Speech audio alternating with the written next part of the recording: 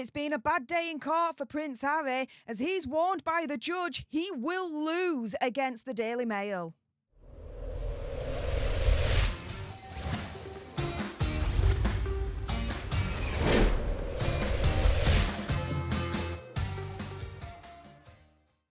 Hey up everyone, it's me, Stef, the alternate, your nerdy alternative, and welcome to the Dose of the Daily Nerd, where I break down the royal news and gossip of the day that's pretty much caught my eye. And oh my goodness, yeah, let's jump into this madness, shall we? Because it's been a bad day in court for Prince Harry, as he's been warned by the judge he will lose against the Daily Mail. So what the deuce is going on here?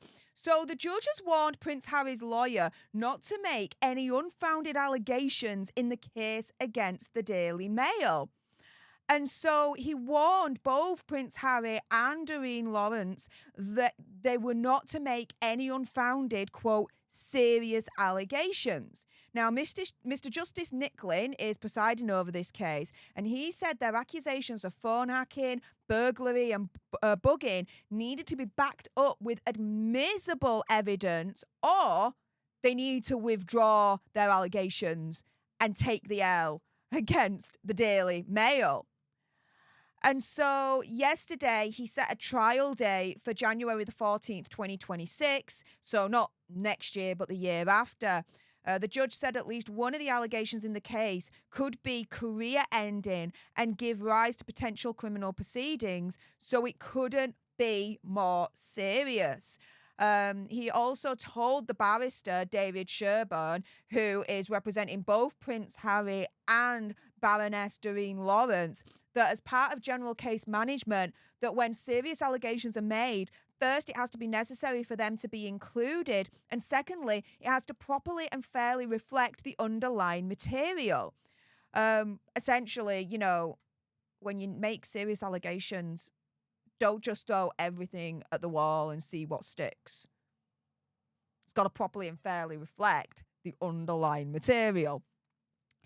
The judge then says, you understand that the rules relating to allegations like that, which are serious allegations, must be pleaded clearly, and the claimants must have admissible evidence for that allegation or reasonable grounds to suppose that evidence will be available at trial. Now, this is the point where, as far as I'm concerned, Prince Harry has been warned by the judge he will lose against the Daily Mail if he does this.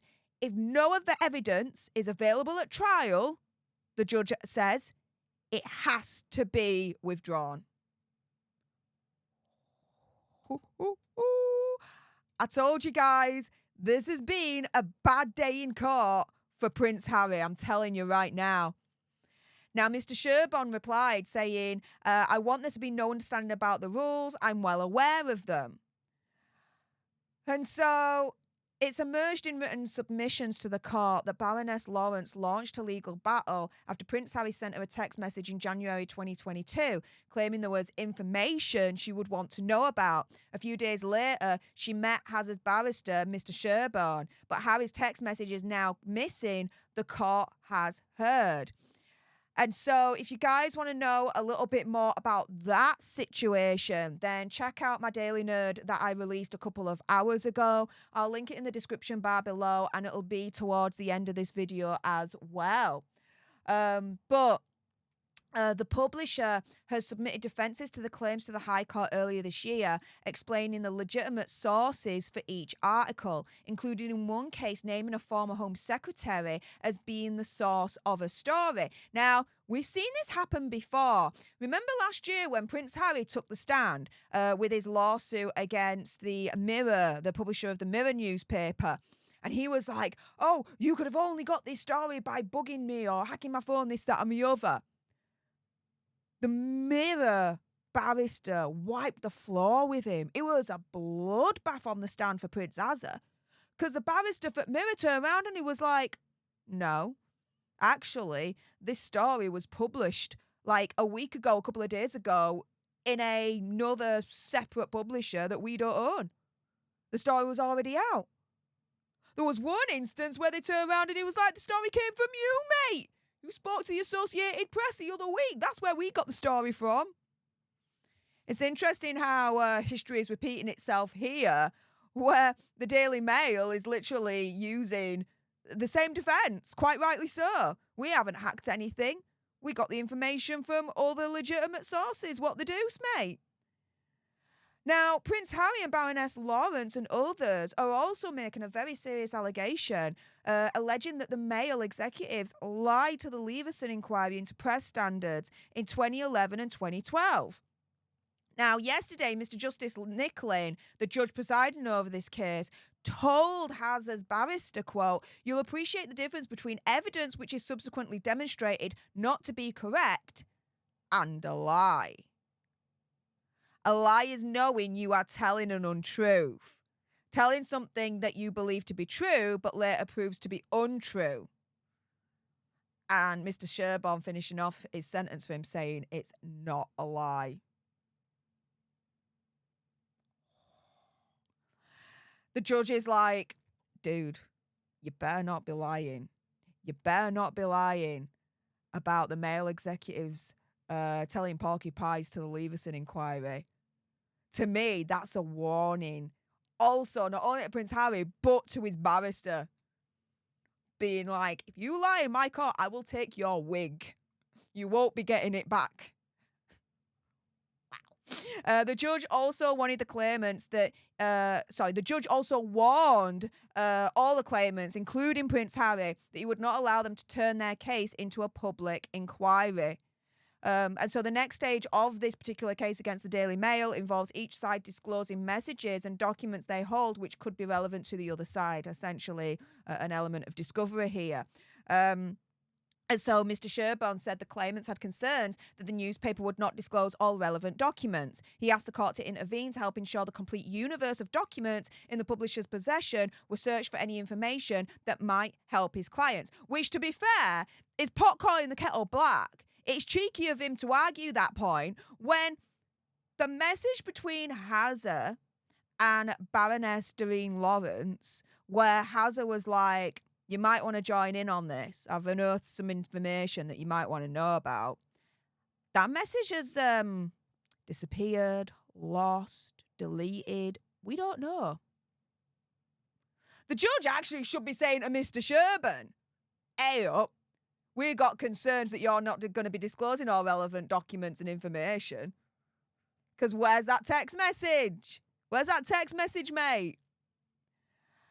Mr. Justice Nicklin, he's got a good head on his shoulders, guys, refused Sherborne's application, saying he did not want the case to turn into an uncontrolled public inquiry, saying, quote, "I don't think it's helpful to anticipate problems that haven't yet arisen. You are open to criticism for anticipating trouble." Adding, "It's very important before we leave base camp, we need to establish where we're going, how we're getting there, what equipment we're taking.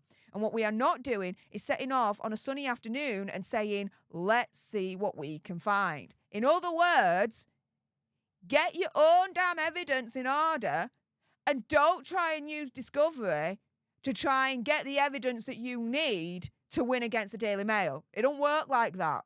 It just doesn't. It's freaking lazy. He also said that the publisher would embark on the legal process of disclosing documents properly, adding, if they don't, you'll be back here telling me and there will be consequences. But, dude, the same rules apply to you. And so, yeah, yesterday was the first of a 2-day case management hearing. And in the afternoon, the Associated Newspapers lost an application to strike out an aspect of the case relating to a jailed businessman who apparently in the early 90s had sued the Mail on Sunday for libel and alleged that documents had been removed from his home. Hazard's barrister characterised this as an example of burglary, which had been admitted by the publisher. But the judge rebuked him by suggesting that his characterisation of the admission was not accurate. In other words, opinion, conspiracy theory, whatever, he was trying to twist the story to fit his defence. And the judge is like, I'm not going to let you do that. Not on my watch. But he allowed the matter to stay in the case for the time being, pending further information. And the hearing now continues. So, yeah, all in all, guys, Prince Harry, just to go around full circle, has been warned by the judge he will lose against the Daily Mail. Because if no evidence is available at trial to prove his allegations, has to be withdrawn. he is done then at that point against the Daily Mail.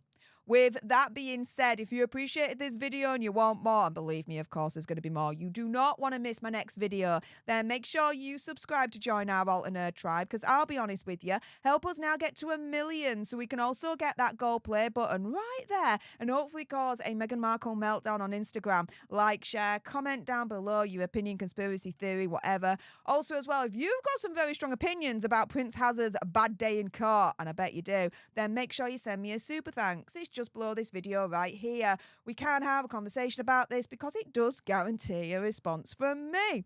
And until the next time, you guys, laters.